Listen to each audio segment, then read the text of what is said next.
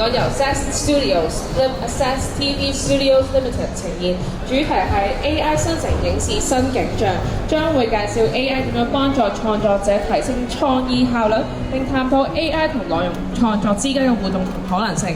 我哋而家有請有塊 AIUFilm AI 嘅代表陳心堯先生 Mr. Stephen Chan， 為我哋帶嚟精彩嘅分享。Thank you。大家好，咪大家聽唔聽到啊？聽到嗬。咁今日用廣東話講啦，咁一陣間如果有我哋嘅朋友歡迎完咗之後，再用普通話或者用英文再去解釋好嗎？咁首先介紹我自己先啦。我係 Stephen Chan， 我係陳心堯啦，本身係一個電影嘅製作人，亦都係一個編劇。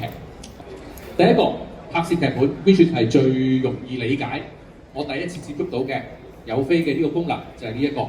呢個功能播埋賣真係令我覺得好神奇，因為以前我需要講起嗱，如果我講緊100集嘅短劇啊，100集嘅短劇，我諗快極我請3-4個人翻嚟日以繼夜咁樣寫，我都要寫個零兩個月，最快個零兩個月。但係而家我講緊係撳一個掣，等1分鐘、2分鐘就出晒俾你。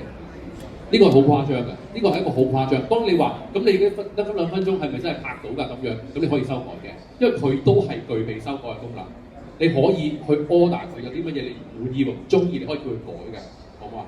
呢個係一個好犀利嘅一樣嘢。咁好啦，首先就係 AI 係會根據全球嘅喜好咧，係會生成觀眾中意嘅劇本。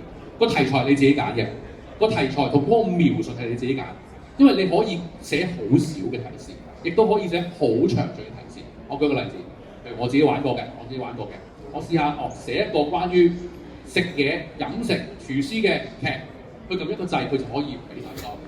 或者對一啲進階少少嘅朋友，或者多啲創作慾望嘅朋友，可能自己已經有一定嘅故事大綱，我又可以淨係俾個故事大綱佢又可以生成100集嘅嘢。再進一步就係佢其實係一個階段性嘅一個創作嚟嘅。你冇 idea， 佢俾你。你有 idea， 你可以下載佢，你可以輸入，明唔明我意思啊？呢個係其他暫時我見到其他嘅 model 係俾唔到呢個便利俾大家嘅。一陣間下如果有興趣就可以去嗰邊試整。好，操作性撳一個掣嘅啫，係啦。